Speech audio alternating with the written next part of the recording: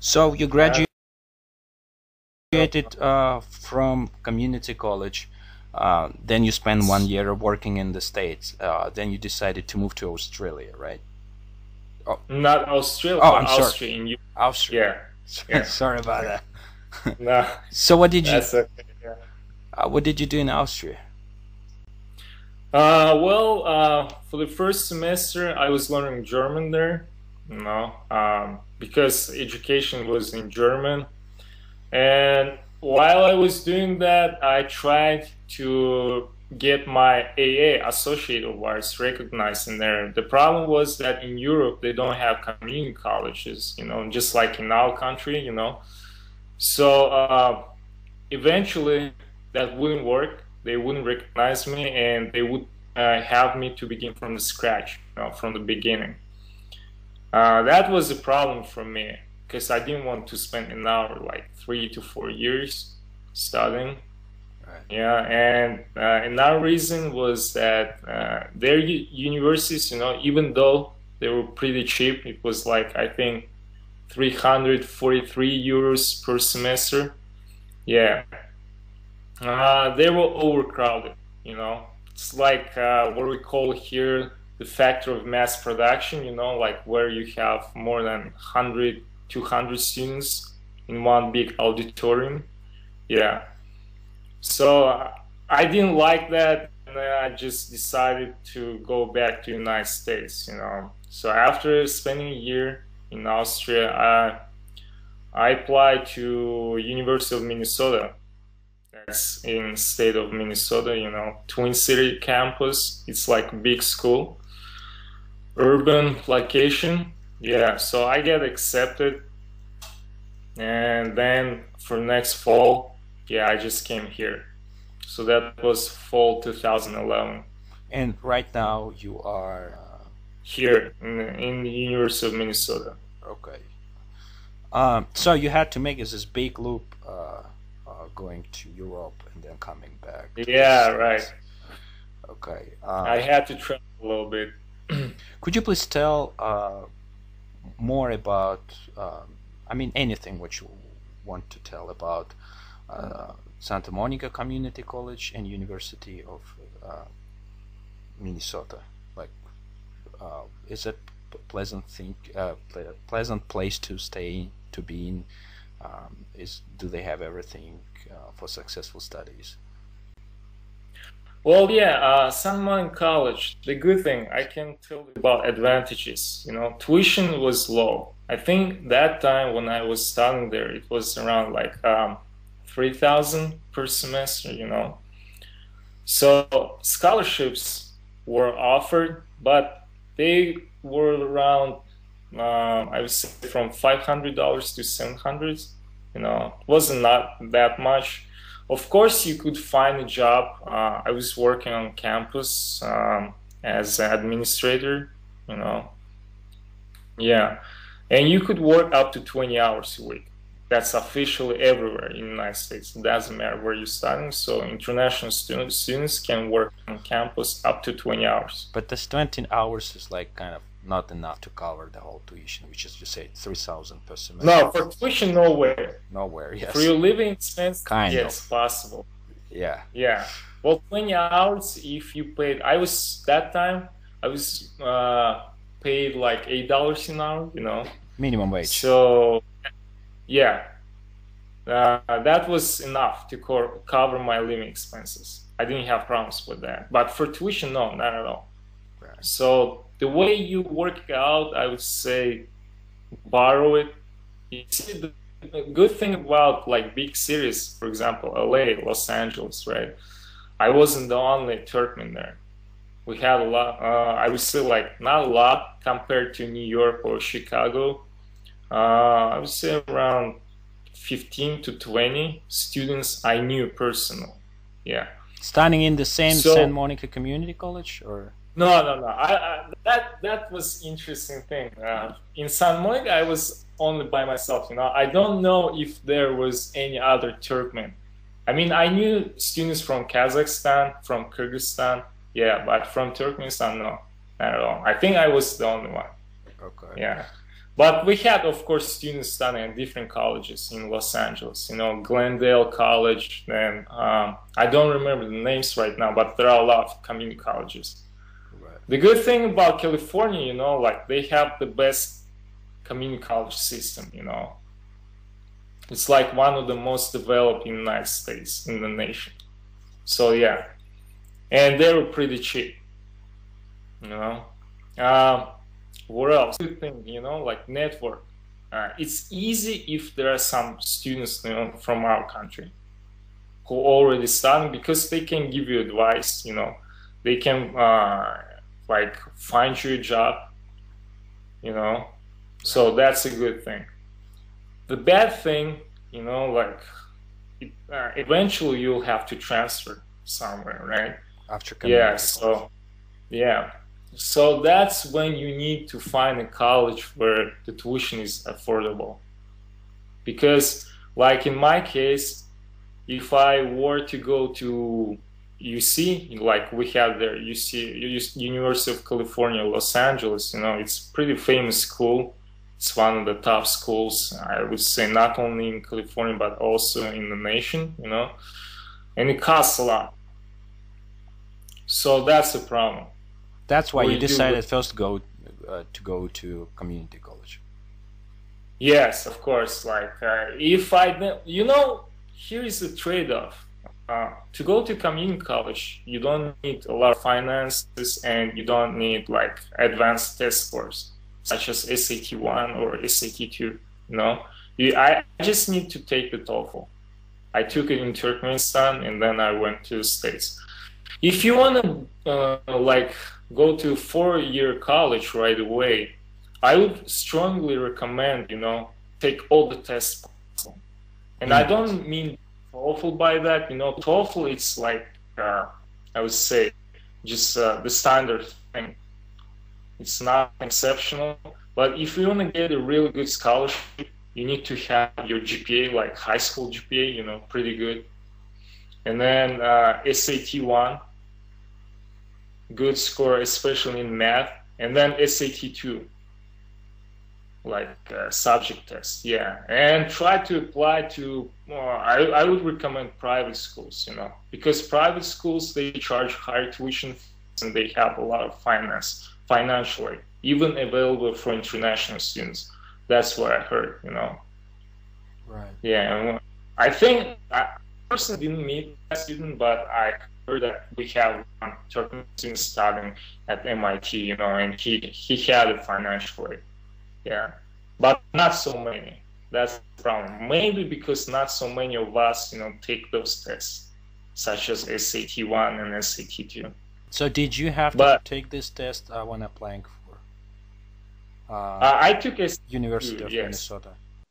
Yeah, I took SAT 2. Well, to transfer, you don't need to. But as a freshman, you have to, by all means. But after community college, no, you have to take. Usually, no. That's a good thing about community college too. If you transfer, you don't need to take those tests. But again, the problem is financially.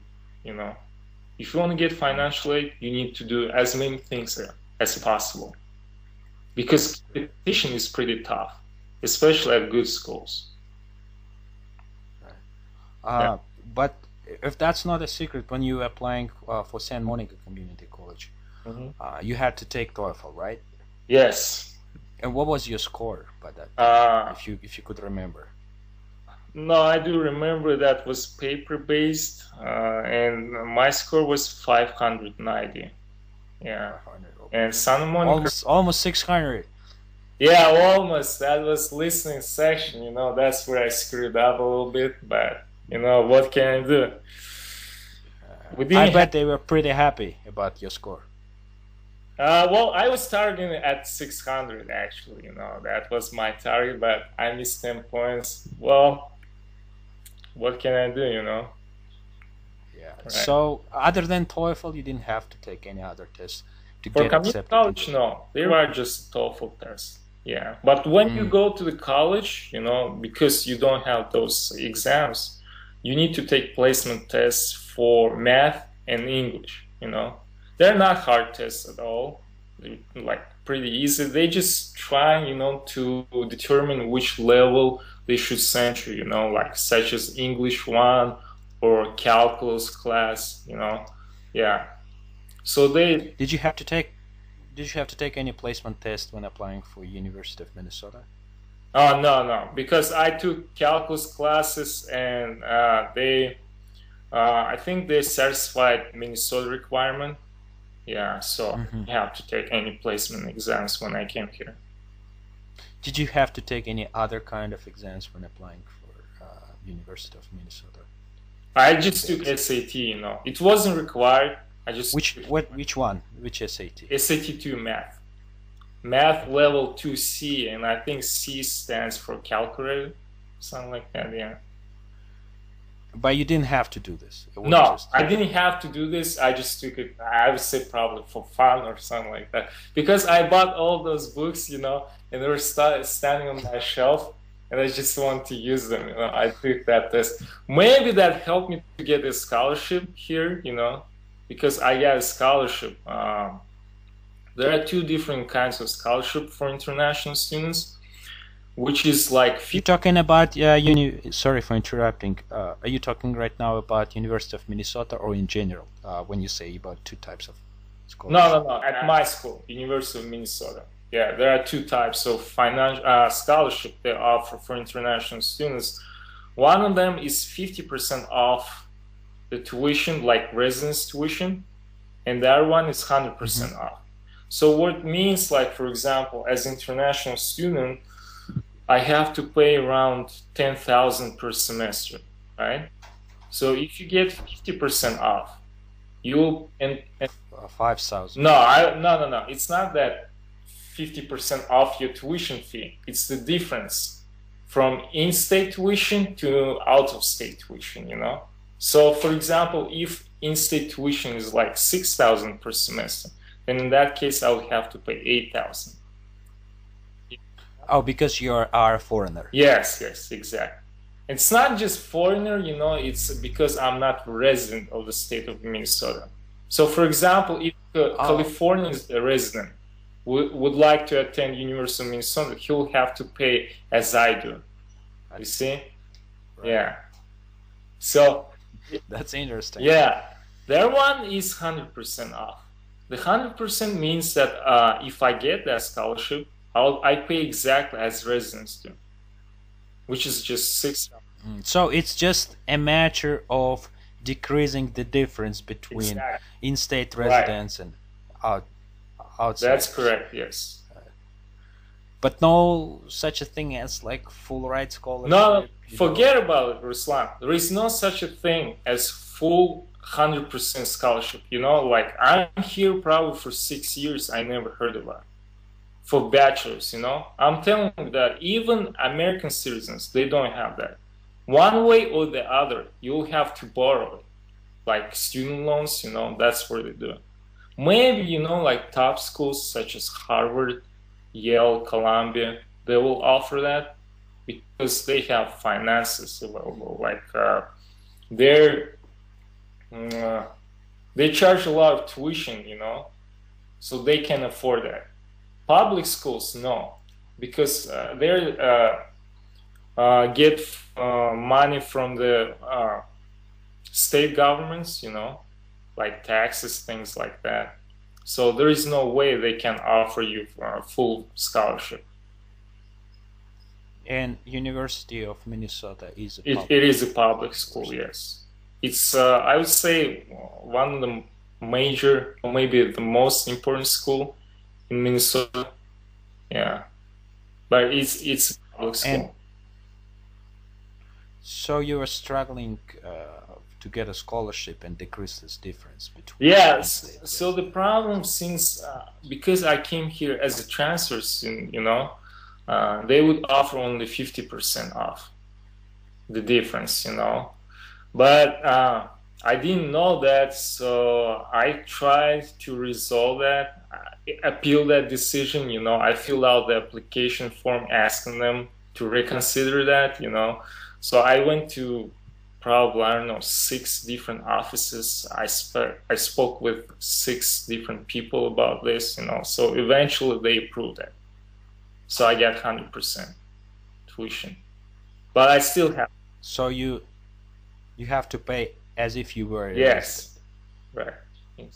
which is how much? 6,000 per semester. 6,000 per Yeah. semester. How do you manage paying 600? That's a good question. You know, this is where you borrow money. Yeah. Yeah. Student loans. You borrow that from your university? Or? No, you borrow it from banks. Student loans. Yeah. Any interests? Yes, there are, but pretty low now compared to standard loans. You know, it's like 3 to 4%. In my case, it's 3% right now. Yeah. But the banks are still willing to give loans to students who are not citizens of. You get a cosigner if you get it. All depending on your. There are like several reasons for that. You know, you need to have your credit score pretty good, and if you don't have that, then you need a cosigner. What is cosign? Somebody yes, cosigns who is probably a resident with a good credit score and pretty high income. Yeah. Okay, right. Do you have to work on campus? Oh yeah. I work at 2 different jobs. You know, like one of them is a tutor. I'm tutoring economics. Well, my major is econ. You know, economics. Yeah. So I'm tutoring, and then my second job, where I work at weekends, like Fridays, Saturdays, and Sundays, it's a store where we sell snacks, drinks, you know. It's just at the university. Yeah. Both jobs are on-campus jobs. Yeah, well, there is no reason to search for off-campus jobs because there are so many jobs available on campus, you know. Like, it's a pretty big school, and you can easily find a job. The good thing to work on campus, you know, you don't have to communicate. You know, like you're done with the job, you go to your class right away. So that's a good, right. That's an advantage. So everything is closed. Yes, exactly. How about housing? You live in dormitory? Or No. Stay away from dorms, you know, they're pretty expensive. It's a ripoff, I'm telling you, you know, like for example, at this University of Minnesota, freshmen, you know, first year students, they have to stay. They're obliged to stay at least for 1 year in the dorm, you know. And I spoke with a freshman. She told me that she has to pay like more than $1,000 a month, and she shares her room. She even doesn't have her own room, you know. She shares that, and she has to pay for it, you know. Whereas I am right now paying. I would say, like, including utilities, gas, electricity, internet, it comes up to $340 a month. Mm-hmm. Yeah. And you share that with your roommate? No, I don't share anything. I have my own bedroom where I'm right now, and then my kitchen, my bathroom. I don't share that. So is it an apartment or is it a house? It's like 2-story house, you know, but it's... Oh, like condominium? No. It's like condominium? House, you know, but it's subdivided in apartments. You know? Right. Yeah. Well, that's you know, that's interesting. Yeah. So you say 300 with 340 with utilities. You know, depending on the. That's how much I pay in Bishkek. Really? You know. A month? Really? Yeah. Yeah. But that's Central Asia, you know. Well, I bet you don't pay for tuition, right? Yeah, I don't pay for that. But interesting. Is that you got lucky, or is it like everywhere the prices are the same? Here is the cost of it, you know, because I live a little bit far away. Like most students live close to the campus, you know. So like when the weather is good, they don't have to use bus or anything. They just ride to the campus, like using bicycles, things like that. I live a little bit far away. If you want to walk, it's like 4 minutes walk. With bus, it's just 10-15 minutes, depending on the traffic, you know. So I don't complain, you know, it's still pretty close. When I was living in Los Angeles, you know, I was living close to downtown, like it was Koreatown, you know. And my college was like close to the beach, to the ocean, you know, Pacific Ocean. That's where Santa Monica located. So I had to ride on the bus every day, one way, an hour and a half, you know. That's crazy. Yeah, so right now it's 10 to 15 minutes. I consider it as a paradise, you know, like I'm totally satisfied with that. I don't mind it. Sure. Yeah. Sure. Yeah. Well, how were you choosing your community college and your university? What influenced your decision? Yeah, okay. Why exactly is this Santa Monica Community College? Yeah, Santa Monica College. So the reason I chose it because like it was, it is considered, you know, one of the best community colleges in California. You know, they have a really high rating of transferring students to top schools. You know, that was important for me because I didn't want to get just AA or to transfer to some, you know, like state university or something. I want to go to big shot school. You know, that was. It looks like you were planning ahead to transfer. Yes, exactly. That's why you enrolled into community. Yeah. So I applied to that school. They got me accepted. They sent me that I-20 form and everything. But I didn't know anyone in Los Angeles, you know, before coming. It was like, you know, nothing, no information. So I asked my friends, yeah, and they were living in Chicago, Illinois at that time. And I asked them if they know someone who lives in Los Angeles. So they found one guy. And I was... Was that guy Turkmen? Yeah, only Turkmens. I didn't know that time. I didn't know anyone except Turkmens, you know. So they found someone. They told me, okay, go ahead. Someone will meet you at the airport. So I was coming from Ashgabat to Istanbul, from Istanbul to New York, from New York to Los Angeles, because that time there were no direct flights from Istanbul to Los Angeles. I came to LAX airport, you know, it was pretty big airport compared to our national airport in Turkmenistan, you know. Yeah. Well, and I didn't know where to go, you know, I didn't have any living arrangements, you know, house to go to. So I was hoping that someone will find me. You know, that was pretty scary moment when you come there and you realize, all right, you have like no one to call to and you have no place to go. And in addition to that, you know, I lost my luggage. I think they sent it back to Turkey or something, so there was a mess with that. Yeah. And while I was looking for my luggage, one guy just came up to me. I'm sorry, are you from Turkmenistan? You know, he asked that question. And I was so happy to hear that. I said, yes, you know, I am. And that guy, his name was Mekan, you know. He was from Ashgabat too, you know. He said, oh, and then we started speaking our language, you know. He said, oh, okay, hello, my name is Mekan. And like I had such a, you know, like, how can I say, reveal probably, you know, that okay, at least one problem is fixed. I have a place to go. So you graduated